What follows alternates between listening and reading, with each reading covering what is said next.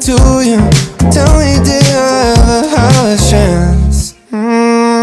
Girl, just kiss me before you miss me. Said someday I'm gonna be a really big star.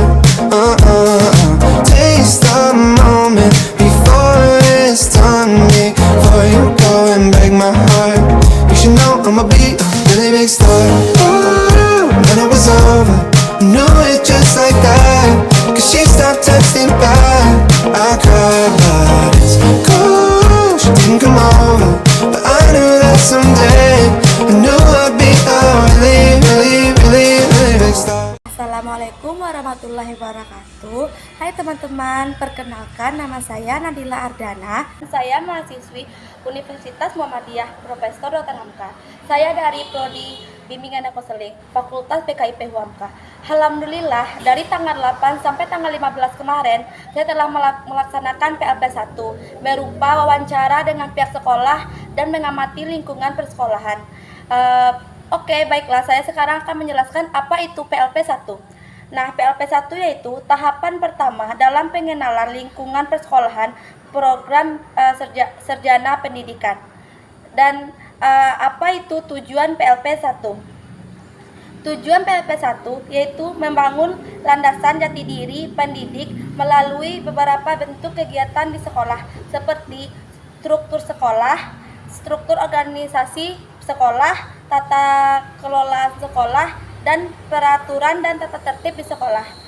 Jadi, saya melaksanakan PLP 1 di SMP Negeri 3 Kota Pariaman yang beralamat di Jalan Soekarno-Hatta, Kota Pariaman, Provinsi Sumatera Barat, yang dipimpin oleh Bapak Linastri SPD. Baiklah, selanjutnya adalah kegiatan wawancara saya dengan pihak sekolah, yaitu kepala sekolah, guru BK, dan ketua OSIS. Berikut saya tampilkan video hasil wawancara saya. Selamat menyaksikan. Di sini saya ada beberapa pertanyaan yang saya tanyakan Bapak. Yang pertama itu bagaimana strategi mengembangkan karakter siswa di sekolah dalam lingkungan pembelajaran di dalam kelas SMP 3 Pariaman, Bapak? Assalamualaikum. Untuk pelaksanaan strategi pengembangan karakter terhadap siswa di SMP Negeri 3 Pariaman, mungkin di kelas ya, itu sesuai dengan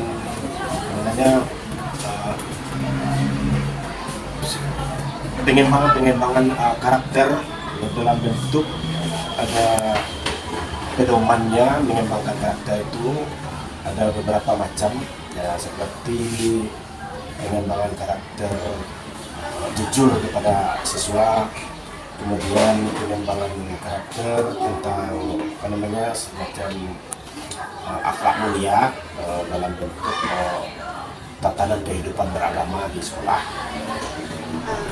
Ya, dan sebenarnya itu banyak lagi model-model karakter yang dikembangkan di SMP Negeri 3 Pariaman siswa. Nah, yang pertanyaan kedua itu bagaimana struktur organisasi di SMP Negeri 3 Pariaman? Kalau struktur organisasi dalam hal pengembangan karakter itu berjenjang, dimulai dari kepala sekolah, kemudian wakil kepala sekolah. Wakil itu ada 3, wakil kesiswaan, wakil kurikulum, wakil sarana prasarana. Kemudian dalam hal pengembangan karakter, strukturnya melaju ke bawah itu dengan adanya guru bimbingan konseling yang juga langsung berhadapan dengan siswa di kelas. Selain guru bimbingan konseling, juga ada guru-guru bidang studi yang melaksanakan, yang langsung terjun bersama siswa dalam hal pengembangan karakter. Itu strukturnya yang dilaksanakan di SMP Negeri 3 Pariaman. Baik Bapak, yang pertanyaan selanjutnya, bagaimana cara Bapak mengimplementasikan tata tertib yang untuk semua warga di sekolah ini, yaitu guru, murid, dan staf? Kalau masalah tata tertib, terutama tentang tata tertib terhadap siswa, itu berawal dari keluarnya semacam dokumen kurikulum yang ada di SMP 3 Pariaman. Di dalam dokumen kurikulum itu sudah dilengkapi dengan tata tertib. Kemudian berbagai program-program yang ada di SMP 3 Pariaman seperti program OSIS, kemudian program kegiatan-kegiatan lain, mungkin program wakil kesiswaan, ya, program pembina OSIS. Jadi di sana tertuang semuanya aturan-aturan atau peraturan yang harus diterapkan oleh siswa di SMP 3 Pariaman.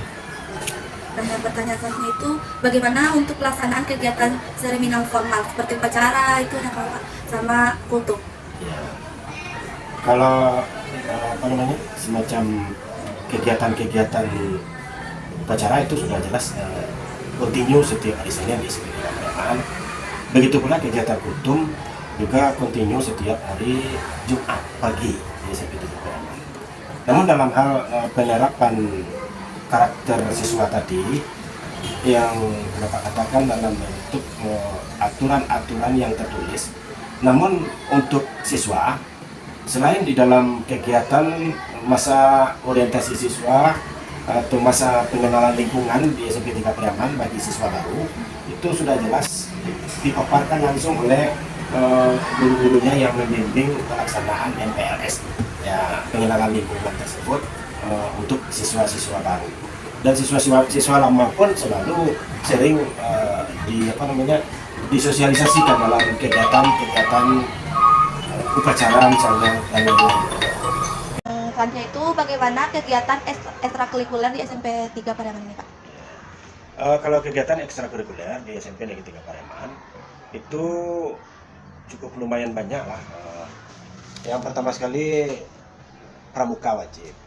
Jadi kegiatan pramuka dilaksanakan di hari Jumat siang sesudah salat Jumat. Begitu pula kegiatan-kegiatan lain. Ada tahfiz itu yang langsung dibina oleh alumni. Kemudian ada semacam les khusus bahasa Inggris yang yang langsung kerjasama dengan Polres Kota Pariaman. Jadi narasumbernya dari Polres Kota Pariaman itu Pak Rodi Salam.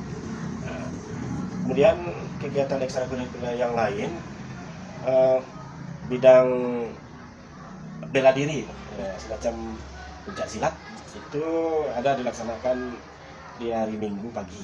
Hari Minggu pagi itu yang di luar jam ekstrakurikulernya. Dan di bidang olahraga itu sudah ditentukan kegiatan-kegiatannya ekstrakurikuler itu dilaksanakan pun di luar sekolah, seperti sepak bola misalnya, sepak bola itu dilaksanakan di luar sekolah. Itu kegiatan-kegiatan ekstrakurikuler yang ada di SMP 3 Pariaman. Nah, baik Pak. Nah, pertanyaan terakhir ini bagaimana menerapkan kegiatan atau pembiasan positif yang ada di SMP 3 Pariaman ini? Oke. Pembiasaan positif yang kita laksanakan di SMP 3 Pariaman. Yang pertama sekali siswa datang ke sekolah itu di pintu gerbang sudah langsung disambut oleh kepala sekolah dan guru, bersalaman dengan guru-gurunya dengan kepala sekolahnya. Kemudian pembiasaan yang lain itu setiap mau belajar di kelas itu selalu melaksanakan berdoa bersama, dan ditambah juga setelah bel pulang berbunyi juga berdoa untuk pulang. Jadi seperti itulah salah satu pembiasaan yang dilakukan di SMP 3 Pariaman.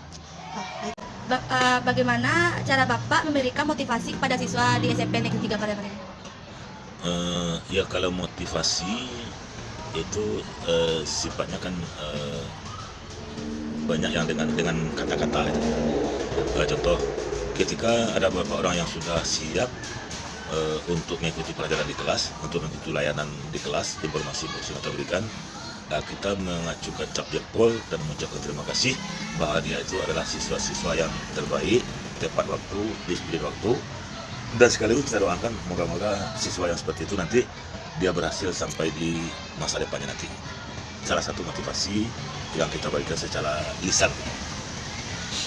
Terus adakah upaya yang Bapak lakukan untuk meningkatkan kreativitas siswa dalam proses pembelajaran mengajar di SMP Negeri 3 Pariaman ini? Sering. Kalau BK sifatnya kan kita bukan proses belajar, tapi kita kan yang banyak tuh pemberian informasi-informasi tentang ya mungkin cara belajarnya, tentang ya tugas-tugas, tentang sikap, sopan santunnya gitu kan. Kalau motivasi yang kita berikan itu biasanya yang dia bisa merespon apa yang kita tanyakan atau dia bisa menyimpulkan apa yang kita informasikan. Nah itu kadang-kadang memang ya khususnya saya pribadi kadang-kadang mengasihkan pulpen ke anak-anak, kadang-kadang mengasihkan permen di kelas, kadang-kadang juga ada ya kue-kue kecil kayak kue coklat kecil-kecil gitu. Itu ada dilakukan di kelas. Ya, Nah di SMP Negeri 3 Parakan ini untuk menggunakan kurikulum sekarang itu kurikulum apa Pak? Kadang kalau untuk kelas 8, kelas 9 masih kurikulum 13. Untuk kelas 7 sudah kurikulum Merdeka Belajar. Kurikulum baru sekarang Pak. Baru Kan? belajar. Dan bagaimana proses pembelajaran yang Bapak kasih itu seperti Simbilus dan FPL? Pembelajaran. Kalau khusus untuk BK, kami bukan banyak menggunakan proses, tapi kami yang banyak itu informasi dan pelayanan. Informasi itu dia seperti dikatakan tadi, mungkin informasi dia tentang cara belajar, tentang bersikap kepada guru, tentang bertata krama, tentang penyelesaian tugas-tugas gitu kan. Nah kemudian kalau pelayanan, ya memang dia diberi layanan pribadi, mungkin tentang dia dengan ya pribadinya itu yang susah diatur gitu kan, dia yang lupa diri, yang lupa dengan waktu belajarnya segala macamnya itu. Mungkin juga layanan sosial gitu kan, di bidang sosial, mungkin dia komunikasi dengan guru, mungkin dia cara bertemannya segala macamnya. Jadi yang banyak itu memang proses informasi dan pelayanan, Lebih ke layanan. yang dari BK gitu kan. Sebab kita bukan memberikan materi yang kita terangkan, kita sajikan, kita susun RPP, kemudian kita uji. Kalau BK kan bukan seperti bidang studi. Kegiatan apa saja yang diadakan OSIS di SMP 3 ini? Kegiatan wajib itu ada kalau untuk hari Senin upacara bendera, kalau untuk hari Jumat hitung, dan kalau ada hari-hari besar agama ada peringatan kayak undang ustad, terus acara yang berbau-bau agama gitu. Kegiatan pendukung yang dilakukan di luar sekolah ada nggak? Kalau kegiatan untuk sekarang ini masih belum ada. Oh, berarti yang di luar sekolah belum ada kegiatan. Kayak contohnya ini nggak sih, kalau kayak puasa itu kan kalian ngasih Bagi-bagi takjil. Iya, bagi-bagi takjil. Ada sih rencananya masih dalam program kerja. Oke. Rencananya belum pas habis. Who's gonna save me now? I hope it's you, my babe.